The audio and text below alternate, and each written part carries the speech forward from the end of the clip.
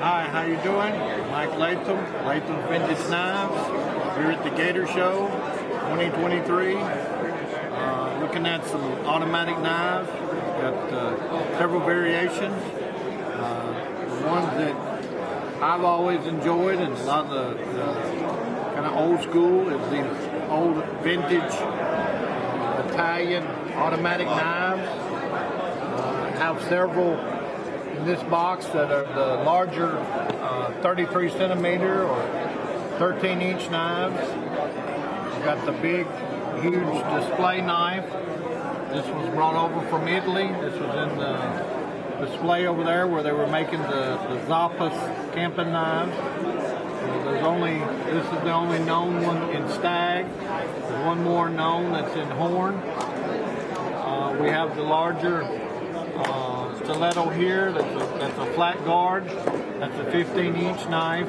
Maniago. Could you show us the big one? Sure. Here you go. The big camper. Oh man, that thing's heavy. It's a beastie knife, so it has a lot of the camper blades. Has the corkscrew.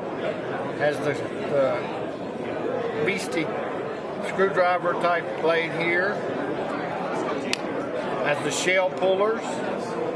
Just like so this is just for show, basically. This would be just for their display at their factory, where they make this exact knife, of course in a more usable size, and they would just have this in their shop window, displaying what you could buy in the store. This is from the 40s, so they didn't have the same signs and marketing devices, so a lot of the makers would just simply build something like this so that they could demonstrate exactly what they were making in a blowed up version. So you have all your blades, and then it is a pick lock, so you close it, closes up, and then when you want to open it, just like all, this was it's a beast. Comes with a fire. Yeah. So it has the brand Zappas on the blade. Really, really cool piece. I recently acquired this. A lot of collectors have seen this knife years ago. One of the collectors here in Florida had this knife that passed away. It's a pretty cool knife. This is the big Maniago flat guard. It's a 15-inch knife. Pretty rare piece. These guys love to hear prices. Could you maybe mention some price? What's it worth? Yeah, sure. Of course, I have the website, Latham's Vintage Knives, and this knife is actually posted on that website now. It's posted for $6,000. You can check it out if you go to the website and see it. Pretty rare knife with the Maniago. This knife is not posted. This is one that I haven't put up, but this is a 15-inch flat guard. It's actually double stamped with La Vespa and Astra, which is two very rare stamps. This is another large 15-inch knife. This is probably a $7,500, $8,000 knife. What makes that so valuable? The fact is the larger size with the rare flat guard, which puts it in an age group, and having both rare stamps and never been used, never been. About how old is that? This knife is going to fall along about 1949, 1950, 51, very early, before they go to the modern guards, but they do have the import stamp. So this could hit in the 50, maybe 51 period. After that, they'll change guards. And they'll have the guards that you see, the S guards they call it. Then we can move into the 13-inch. Variation of brands. This is probably the rarest knife in this group. This is a Latham. This is a flat guard. Again, with the 33 centimeter. I'm told this knife was only made in 1949. There's only about 300 of them known to exist. This knife is about $6,500 for this knife, based on condition, rareness. Most of the time you'll see these knives in very poor condition, and they're still $4,500, $5,000 knives. The rest of these are different brands. This is another Latham. This one is unique in the fact that it has an extra pin. If you look at all the other knives, they don't have a pin in this area. It has it on both sides. So this is actually a 5-pin Latham, 33 centimeter. So that's one way you identify knives, by the way they're pinned on the Latham? Well, you can identify that this is a different variation. Normally the Lathamas, or any of the stilettos actually, won't have this extra pin. They'll have the two and the two at the bottom, two here and these two. They won't have this pin. There's certain makers, or whenever they were manufacturing them, for some reason they put an extra pin for stability, but there's not many of the ones with that extra pin. Makes it a 5-pin. Is that to keep the spring stable, or? That would keep the horn. That would have a tendency to keep the horn more attached to the liner itself.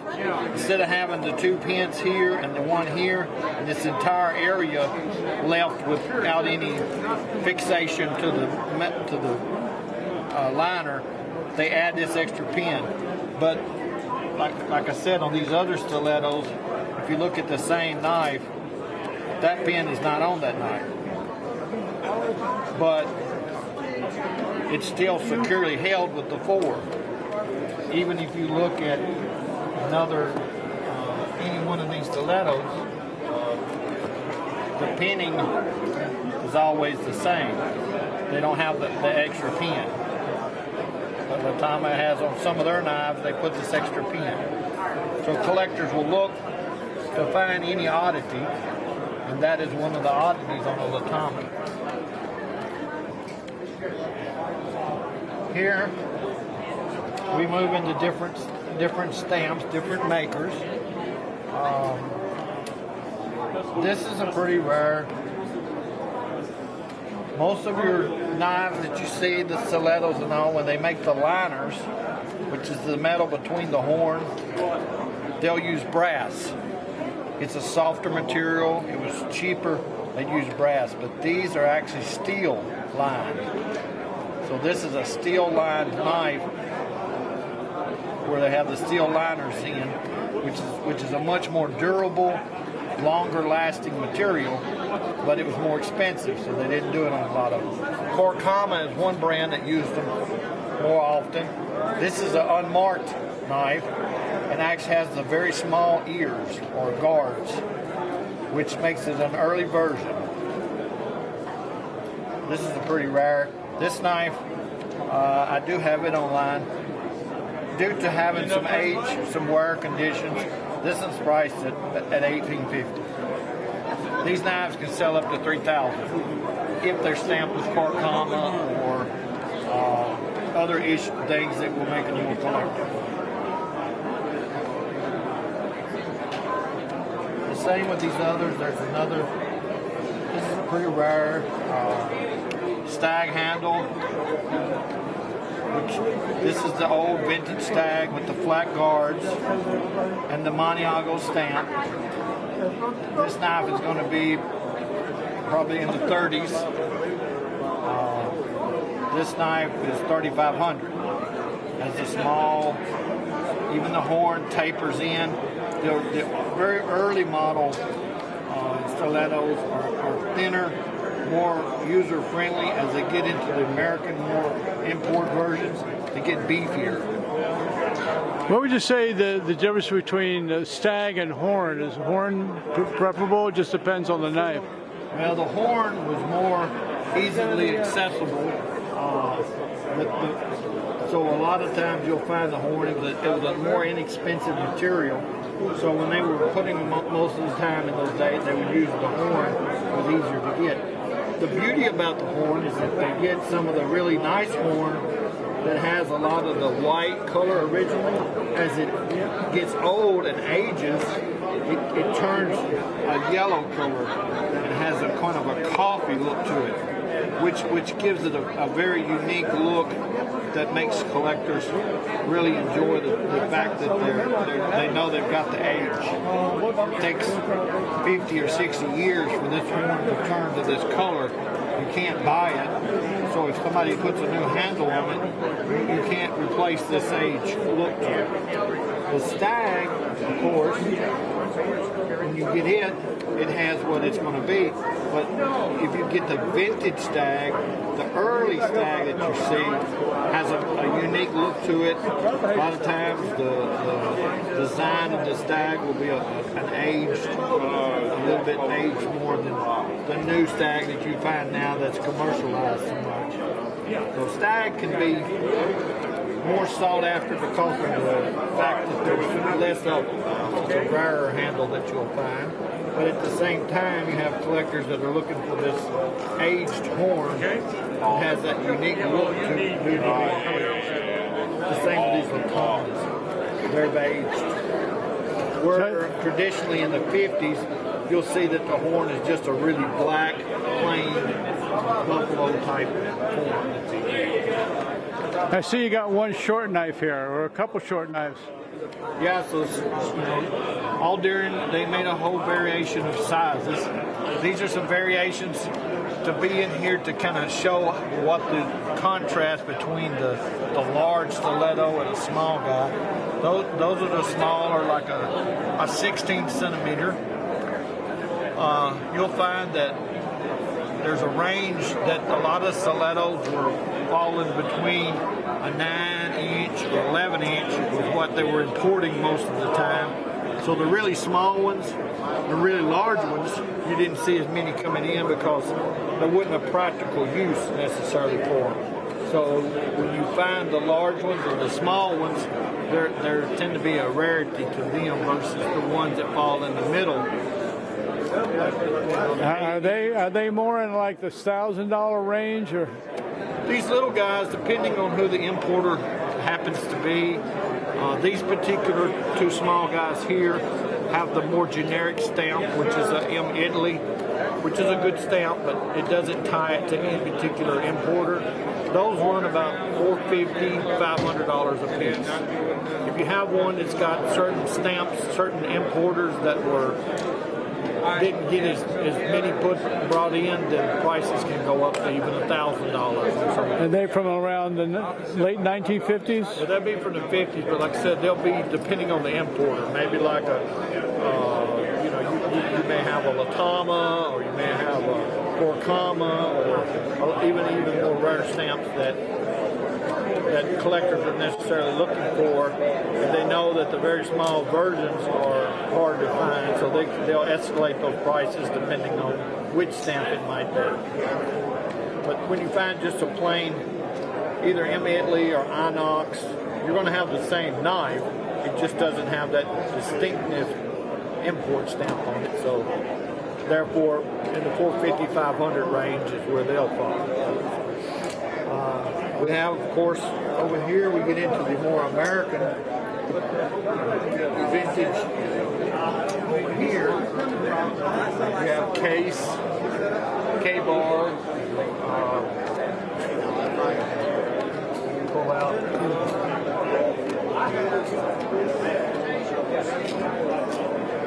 This is a case lever. It's kind of a unique knife. It has a bail. Most of these levers never came with the bail. The bail was an addition that one of the hardware stores back in the 30s, they wanted the bail for their uniqueness, so they had Case add the bail. At the time, it was a $25 option. Now you'll see that the difference between the exact knife condition-wise without a bail, you'll find a lot more. With the bail, not as many. The bail is probably a $500, I would say $500 difference between it and a regular. What's the value on that knife? This knife, I have it priced at $6,000. It's a mint condition tested case. Would have been made between 20 and 40. This is the other variation without the bail. Same style knife, same condition. And it's also priced at $6,000. But it's actually a little bit older. This is actually a Case Bradford, which would make it about 1915 to 1919, where this is 1920 to 1940.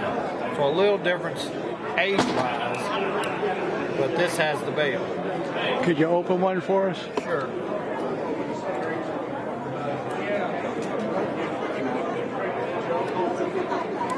I'm going to close up, has the flip over guard, and then we simply fire it. The fire's open hard. The back spring is used as the spring. So as the blade is closed, it's going to push the back spring back up so that it's got pressure against the blade. Once you fire it, then it allows it to be released, and now it's in waiting to be pressed. Pretty unique, simple design.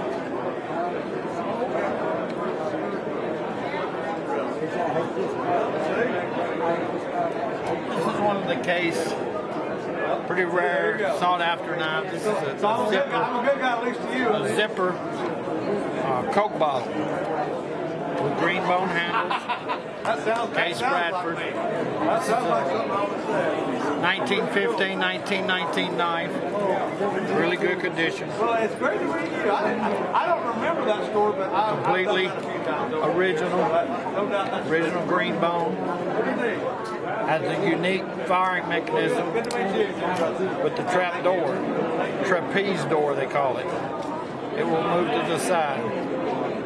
This is around $8,000, this knife. Considered one of the holy grails if you're collecting American knives. This is the Coke bottle zipper. And then we have the larger, more seen zipper. This is the class size knife, large knife. Has the zipper tag. Green Stag. This is 1915, 1919 knife. This is one of the most original variations I've seen in this pattern. A lot of these knives in this pattern is not many around, but the ones you see have either been buffed or cleaned so much that it's kind of offsets the look. This one hasn't been cleaned. It still has the mark where it was sharpened and used, but to me it still has a more unique, original look to it, where no one's tried to clean away the 100 and odd years that it's lived. Pretty cool knife. This is the two variations of the big zippers that you see. Pretty rare, pretty holy grail of the American knife collectors. And then you got variations of American knives. These are some of the French variation knives. This is a pearl. This is one. There's two variations. These are from the 1800s. French. Two different type guards. This has the S guard. This knife's kind of off shape, but at least it's an example. Where do they go for price? This knife in this condition is probably about $1,800. They can go up to about $5,000 depending on how well a condition they are. But it does work. It's a pick lock. It has the oval butt, which is pretty cool. Pearl handles. It fires. Has the fold over guards. Pretty cool. This is the same style knife, different guards, has the cross guards, a little better condition. This knife is $4,500. Same thing, pick lock. Close it up. Has the oval button. And then you fire it. Excellent. Pretty nice knives. Hope you enjoy the video. Man, what info. Thank you, sir. No problem. All right. And they can come see most of these knives on your website. They can come see most of these knives will be posted on Latham Vintage Knives. Come check them out.